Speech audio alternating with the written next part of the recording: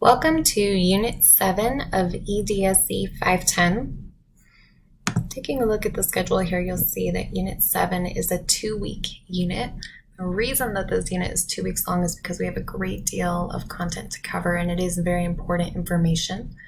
You'll notice as you page through the 3 different parts of Unit 7 in the course shell that there are many different websites, PDF documents, articles, and some relevant quizzes and activities that can connect to these various ideas and topics, helping you to prepare for your selection for the discussion this week and in the week after that. So for this 2-week unit, we'll have a discussion where the initial post, your first response post, will be due on the first Sunday night of the unit at 11:59 p.m. So 1 week into the unit on that Sunday, your initial post will be due. And then, because the unit is 2 weeks long, on the second Sunday of the unit at 11:59 p.m., that's the final evening of this unit, you will have at least 2 response posts due by that time. Again, it's always better to get them in much sooner than that to give others time to reflect and respond to what you have to say. But this will be a 2-week unit. The only assignment for a grade in this unit is the discussion board.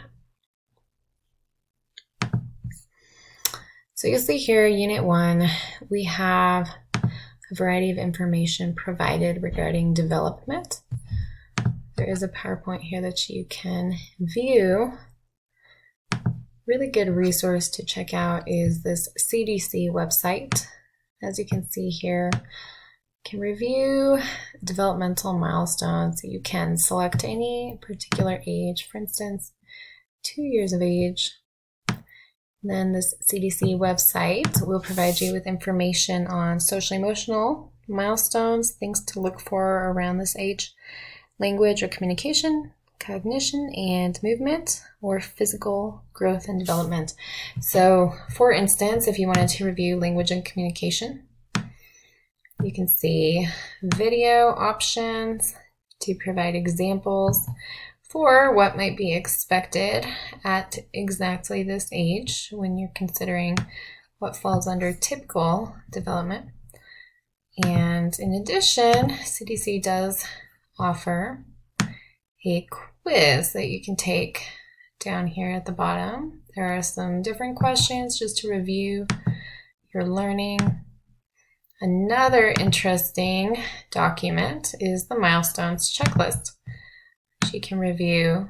You'll see that there are many different things you can look for, and this is a really great resource for families or anyone spending a lot of time with a young child who can monitor for development and see if there are any concerns or if things are generally on track according to this information from the CDC. Perhaps even more helpful after this video on developmental concerns would be another resource included later in this unit, pathways.org. Pathways offers a variety of resources by age. So for instance, if I were to click 7 to 9 months as my age selection, I can scroll down and see milestones.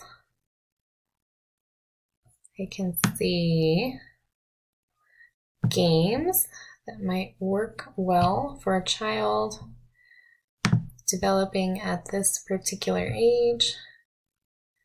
There are videos to review on caregiving for a child in this age group, additional resources, and then just the overview in general. Kind of an interesting website to check out. You can see that it goes all the way up to 6 years of age. So you can compare and contrast that information with what you see from the CDC. And then in part 2 of this unit, you'll see a lot of information on cognitive disabilities. And you can see that Unit 7 is a 3-part unit. It's not like you need to do one part of this unit before another. It's all one unit, but it's divided into parts because there is so much material. So interestingly, when it comes to cognitive disabilities, one of the most fascinating parts of this part of the unit will be the simulation websites.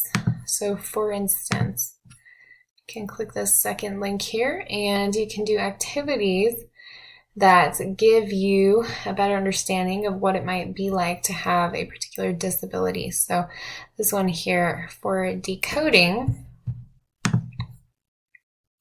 you're provided with a passage and you're expected to read it out loud to a room full of your peers. Here is a key for translation, for pronunciation, and this can kind of help us to understand what a student might be going through when encountering some significant challenges with decoding and what might cause perhaps the behavior or perhaps a student to not even try. It just really helps us to see where a student is coming from with an impact in an area that perhaps we don't experience impact in ourselves. So these are some good examples. Got a couple of videos. Do check out those simulations. They're something that this can be quite memorable. There is information as well from Temple Grandin, and she is a professor as well as a very relevant advocate and educator in the field, a person with an autism diagnosis who has done some very, very important work in agriculture and has also traveled speaking around for the opportunity to listen to her doing lectures. There's often a lengthy wait list. So if you get the chance to ever see Temple Grandin speak, I strongly encourage you to take advantage of that opportunity. There is a TED Talk here in which Temple Grandin is sharing some of her ideas, and it is closed caption, so feel free to check that one out as soon as you're able. She's got some great information. And then there also is a website with a lot of written insight from Temple Grandin, so do check this out as well. The index will show you a variety of subject areas and topics that she'll address. You can click on that and it'll take you to what ideas she has shared. So for this particular topic, it took us to something that she shared in 2015 during an interview. So do be sure to look through that.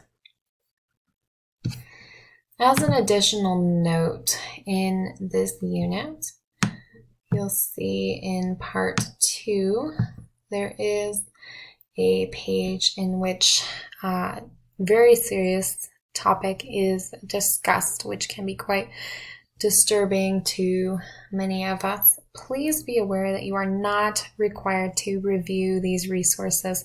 This is completely at your discretion. It is a personal choice, but the reason that we include these is because sexual assault or abuse of people with disabilities is definitely a major concern and unfortunately quite the safety issue. It's something that's very important for us to be aware of as educators or care providers or service providers for individuals with disabilities at any age. So regardless of whether you go through these resources, please do keep in mind it's important to be aware of this, know what signs to look for if this might be occurring for somebody, student or client, and then what action to take. And in addition to that, strategies for prevention and empowering individuals to communicate and protect themselves, and for us to fill our role of looking out for safety for everyone as well. So feel free to review that section if you choose to do so, and if not, that is also your choice. Finally, part 3 addresses students who are identified as gifted and talented, or students who are advanced learners. So you'll see there are many different pieces of information in this unit about identification tools. You'll also see profiles and traits, suggestions or ideas about what might occur for a gifted learner? What kinds of behaviors might you see? What kinds of questions or interactions might you see? What kind of issues might come up, and how can they best be addressed? So, of course, there's no one size fits all. Every student is very different, as we know, and as we have become even more aware of in this course. Everyone needs something different. So please don't see these resources and think that this is being said about all students who are gifted at all times. That's not the case. It's simply something that you can look out for. The different ideas suggested on these lists can be observed. So do keep those in mind.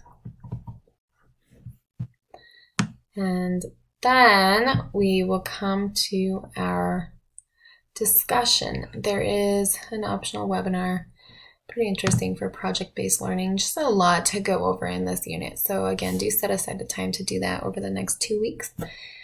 For the discussion, you will choose one of the major topics in our unit, and you will select and summarize 3 of the resources that were provided to you in this unit, Unit 7, relevant to the major topic that you selected, and you'll write 1 or 2 paragraphs for each. So that'll be a couple paragraphs for each one of the 3 resources that you have chosen related to your selected topic. These are the questions that you'll address as you summarize those. And then finally, you will locate a website or resource outside of the unit related to the topic that you chose. And you will summarize and explain why you chose it and how it can help you. And then by the final evening at 11:59 p.m. of our unit on that Sunday, you will have responded to at least 2 other people, citing your sources in APA format as always. Please let me know if you have any questions, and I look forward to continuing to work with you.